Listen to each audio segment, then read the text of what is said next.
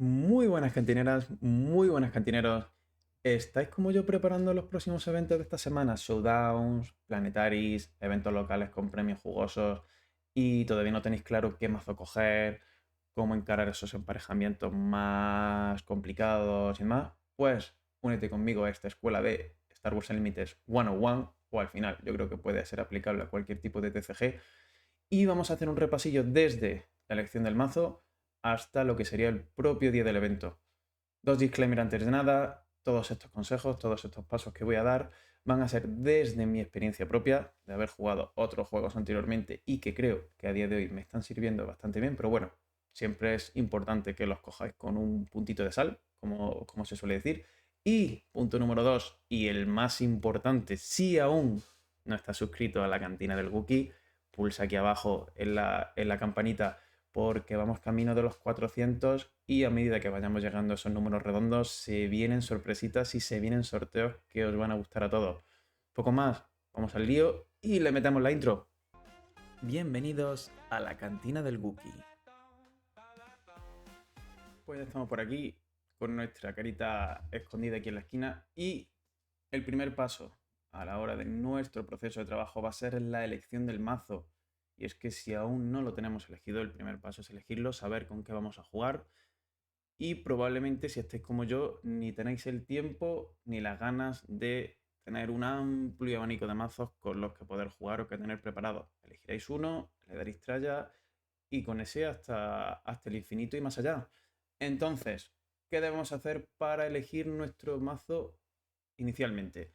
Lo primero, preferencias personales. Tenemos que saber qué nos gusta más jugar agro, nos gusta jugar más jugar control, somos más de mid-range. Según nuestro estilo, es importante que coger algo en los que nos sintamos cómodos.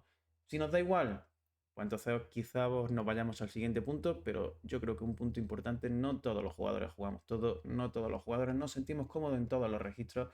Entonces primero es encontrar en dónde te sientes más cómodo o en qué estilo de mazo te juegas. A lo mejor no es algo tan agro, sino simplemente me gusta jugar mazos de atacar a la mano, me gusta jugar mazos que jueguen con mi descarte, me gusta jugar mazos que persigan o que se dediquen a bufar unidades.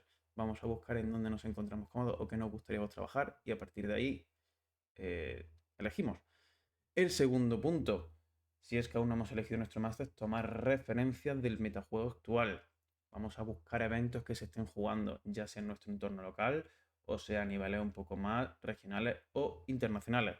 Y sobre estas listas que estén triunfando, sobre estas listas que se cuelen en los tops, incluso alguna lista que no se cuele en los tops, pero que nos resulten curiosas, vamos a o bien coger este término que se llama net decking, que es coger esa lista tal cual, es decir, ¡pum!, me la copio y me la quedo yo para mí, o coger esa lista y darle un poquito de nuestros retoques personales. Si bien hay una lista que nos gusta, pero hay 5 o 10 cartas que no nos convence, pero que nos gustaría adaptarlas, ya sea porque nos falte la carta, o bien porque existe otra carta parecida que nos guste, pues bueno, podemos coger esa lista y darle nuestro enfoque porque es muy importante también conocer cómo funciona nuestro mazo y a veces esas cartitas sorpresa pillan desprevenido al rival.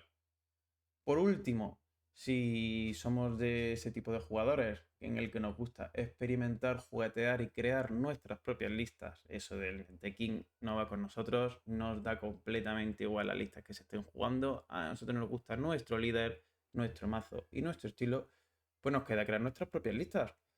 Sabemos lo que nos gusta jugar, cogemos el líder que nos gusta jugar y empezamos a crear la lista desde cero, al menos una base, ya que veremos posteriormente que estas listas como poco van a tener una serie de cartas core enfocadas en los colores o el estilo de juego que se aplique, pero luego existe margen para ir adaptando nuestro mazo o margen para ir eh, viendo qué es lo que juegan nuestros rivales o cómo ir enfocando esa lista a medida que vayamos jugando y a medida que veamos qué mazos son los que queremos atacar con nuestro main deck y cuáles nos dejamos reservados el banquillo. Pero bueno, esos términos los veremos ahora en breve. Y ya tenemos nuestro mazo. Ya lo hemos elegido, ya sea por coger nuestra lista propia o por coger referencias, ideas o incluso la lista entera de algún mazo que esté triunfando o que simplemente no, o nos haya apetecido y no guste. Ahora lo que queda es probar si ese mazo chuta, ya sea porque el propio mazo funcione o porque en mis manos eso no vaya ni para adelante ni para atrás.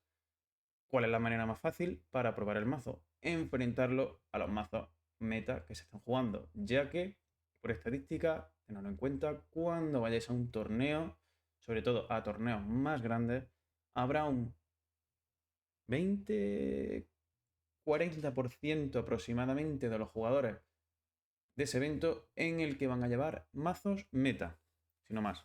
Es decir, mazos que ya está verificado que funcionan, son los mazos más potentes actualmente y son los mazos que más van a funcionar en muchos jugadores, ya sea porque los lleven bien o porque tomen referencias de esas listas que funcionan, lo van a acabar jugando. Entonces nosotros tenemos que tener claro si nuestro mazo sobrevive a eso y si nosotros sabemos pelearle a eso. Entonces, lo primero que viene es enfrentarlo a ese... En inglés lo llaman gauntlet, entonces yo creo que la traducción en español viene siendo el guantelete, pero eh, enfrentarlo a esos 3-4 mazos meta que estén funcionando. Darle partidas, pues la mejor manera, coger a un amigo, a un compañero de nuestra tienda local, a alguien conocido que sepamos que juega esos mazos, que los juega bien, y darle, y darle, y darle partida tras partida. Vamos a ir viendo si las partidas se quedan ajustadas, si no, si nos ganan sobradamente, si por el contrario nosotros ganamos sobradamente y a lo mejor es cuestión de ajustar el mazo para intentar ver si el mazo, sobre todo es importante, sobrevive a, vamos a decir, si cogiéramos 4 mazos, a 3, al menos 3 de esos 4 mazos, idealmente los 4 mazos. Si nuestro mazo no le gana a esos mazos principales, es muy probable que nuestro mazo en un torneo grande fracase. O sea, eso sí que hay que tenerlo en cuenta. Si nos fuéramos a un entorno un poquito más local, donde hay más probabilidad de que no se jueguen esos mazos meta, pues bueno, sí podemos dejarnos el mazo para esas ocasiones. Pero si vamos a un torneo grande, torneos hablamos de 50 jugadores en adelante, nuestro mazo tiene que sobrevivir a los mazos meta si queremos seguir adelante. Luego, ya ganamos esos mazos o tenemos claro las concesiones que vamos a permitirnos a la hora de perder. Por ejemplo, nuestro mazo falla en el emparejamiento contra el mazo tier A de hard control. Y nos da igual, asumimos esa pérdida o ya veremos cómo intentamos minimizar los riesgos. O esperamos o no la queremos jugar a que no se juegue. Vale, siguiente punto es jugar contra el resto de mazos. Mazos tier 2, mazos tier 1,5 que nos vayamos a cruzar. Y veamos cómo sobrevive también ante ellos. Ya que aunque hemos dicho que de un 30 a un 40% de jugadores van a llevar esos mazos tier, habrá otro gran porcentaje de jugadores que vayan cogiendo otras listas que no son tan conocidas o que precisamente intenten atacar, ya sea como nosotros, porque nuestro mazo podría hacer un tier A o no, a esos mazos meta, a esos mazos tier list, a esos mazos más potentes. Entonces, tenemos que ver cómo nos defendemos ante esas estrategias alternativas que también buscan lo mismo que nosotros. Ahí podemos ser un poco más abiertos, por decirlo de alguna manera, o un poco penalizarnos menos si el mazo no funciona ante tantas listas, ya que en este caso el abanico que nos surge es mucho más amplio, habrá muchos más mazos, muchas más combinaciones de colores, muchas más cartas inesperadas y sí que hay que tener en cuenta que ahí no vamos a ganar a todo. Pero una buena manera aquí consiste en simplificar o intentar aglutinar estrategias de mazo y ver contra cuáles ganamos más consistentemente o contra cuáles fallamos. Es decir, ¿nuestro mazo funciona bien contra agro? Bueno, pues podemos asumir que en esas listas alternativas de mazos no tan meta, a lo agro lo vamos a funcionar bien. ¿Nuestro mazo falla contra control? Pues habrá que revisar si nos merece la pena jugar nuestro mazo en un entorno, quizá en un meta en el que sepamos o esperemos que se vaya a jugar control. Ya un poco viene, ya vamos teniendo que ver un poco nosotros qué esperamos que se juegue, aunque luego muchas veces eso puede fallar, ya que en nuestro entorno local, en nuestra tienda, podremos ser 5, podremos ser 15, 20 y sí que más o menos lo tenemos fichado, conocemos el estilo de los jugadores, pero cuando nos cambiamos de ciudades, amigos, la película es completamente distinta e incluso de semana a semana, como hemos visto recientemente en nuestros torneos un poco más cercanos, Los mazos que se ven de una semana a otra varían consistentemente, ya que los propios jugadores evolucionan, ya sea por ver torneos o por intentar plantar cara a los mazos que creen que se van a ver en esos torneos futuros.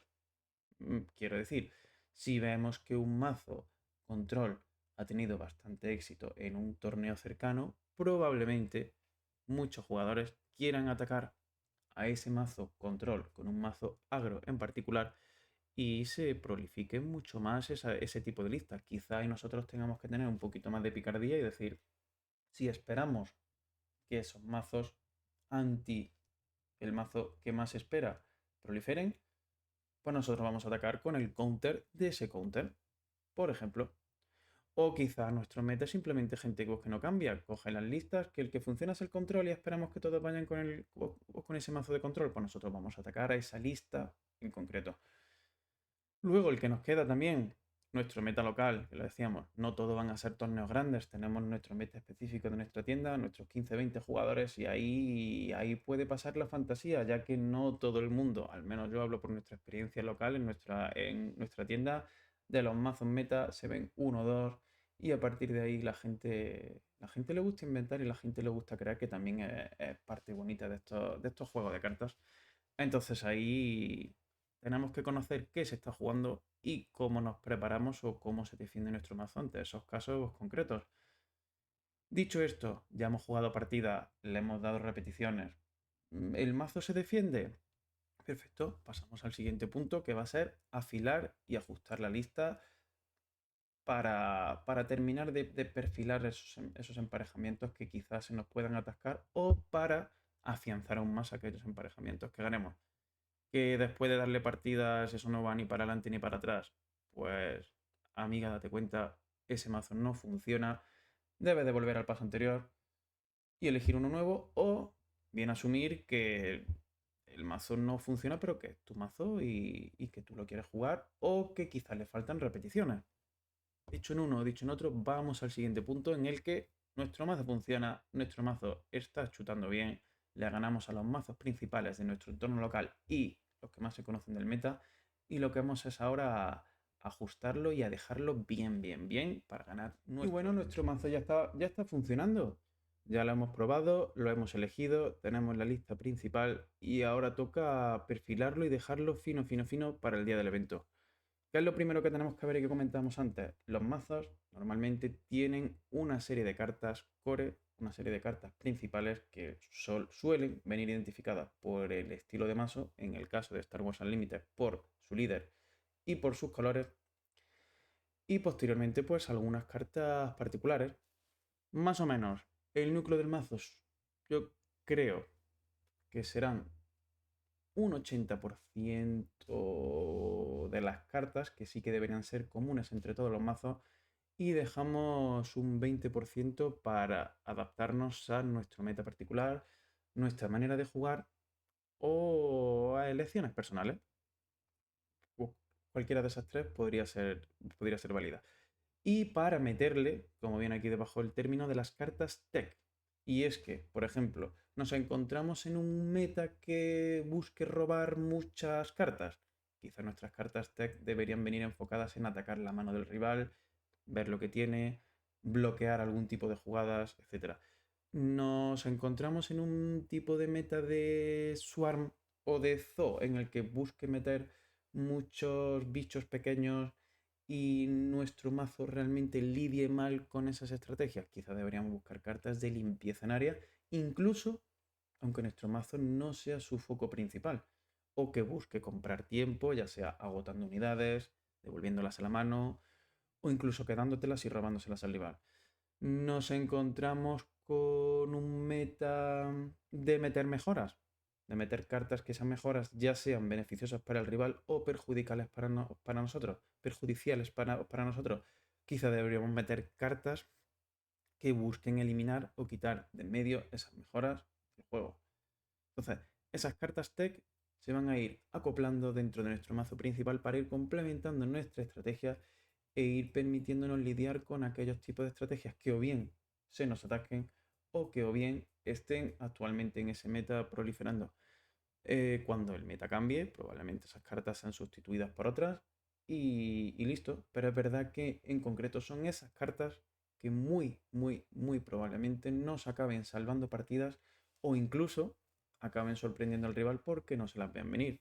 Por ejemplo, menciono un caso, aunque no quería ir al mencionar cartas concretas de Star Wars Unlimited, pero creo que es una que se ha visto en otros juegos. Tenemos una carta que hace tanto daño a la base rival como el número de cartas que controla cada jugador. Si es una carta que no se juega mucho, es una carta que no se está viendo mucho, pero que si la colamos en nuestro mazo y preveemos que va a haber muchos mazos hard control que se dediquen a robar cartas, podemos sorprender al rival y podemos fastidiarle mucho contra su estrategia.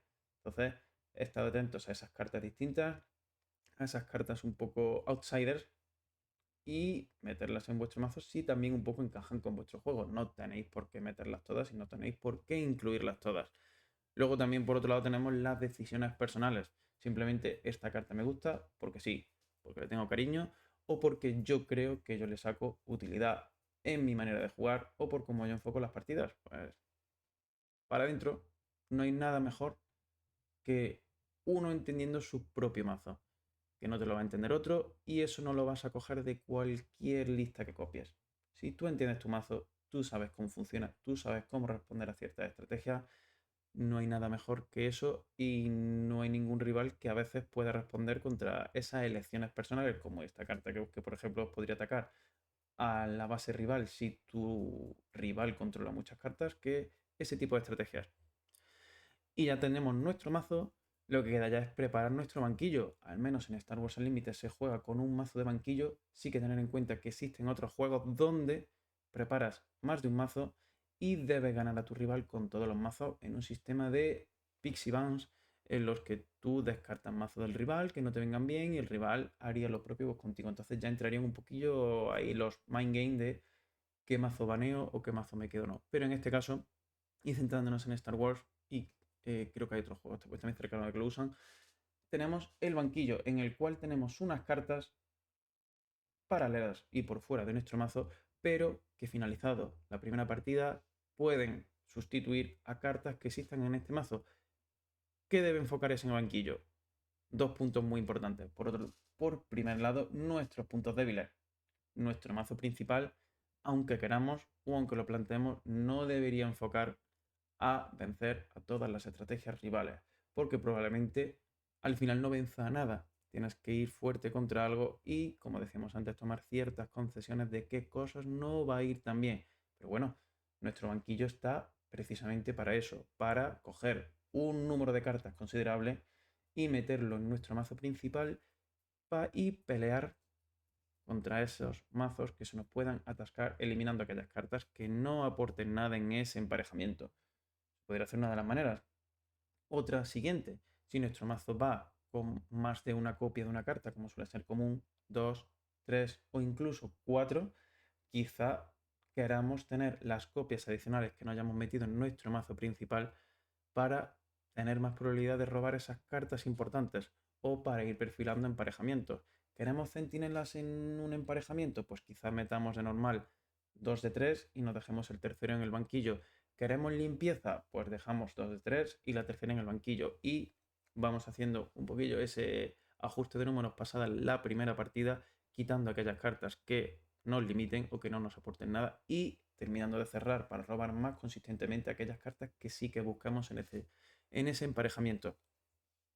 Y por último, y quizá el más importante es, ya tenemos nuestro mazo, ya tenemos nuestro banquillo preparado, hay que intentar, si bien quizá no automatizar, debemos buscar maneras o flujos de trabajo que nos faciliten lo que son esas líneas de pensamiento durante una partida, ya que a veces, ya sea por el cansancio o ya sea por el devenir de la partida, a veces pueden distraernos o generarnos entropía.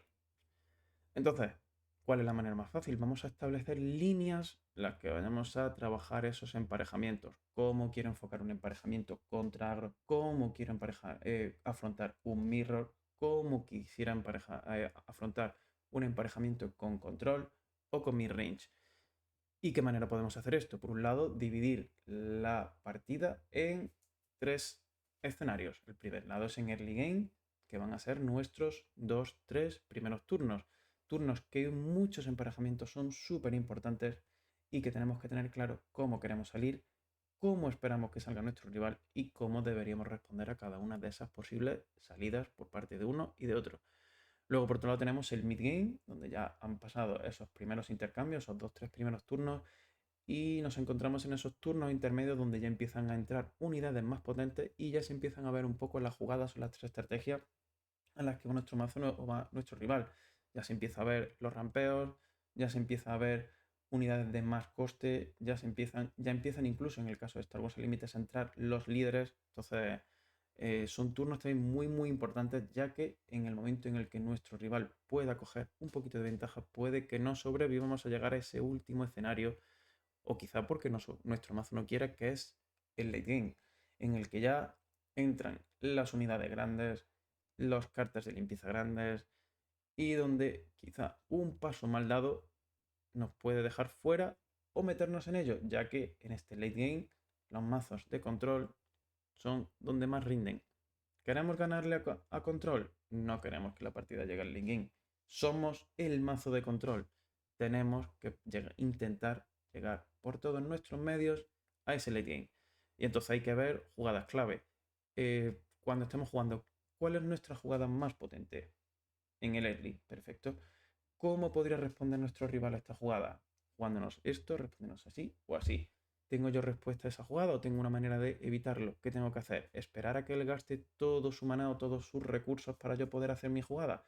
Quizá haya que intentar hacerle un poco las maniobras o los juegos mentales para poder llegar a ese punto, o hacerle creer que no tenemos la carta para luego sí sacarla y sorprenderle. Muchas veces no es ni una ni otra, sino simplemente jugarla y esperar que no la tenga porque es la línea que tenemos que tomar.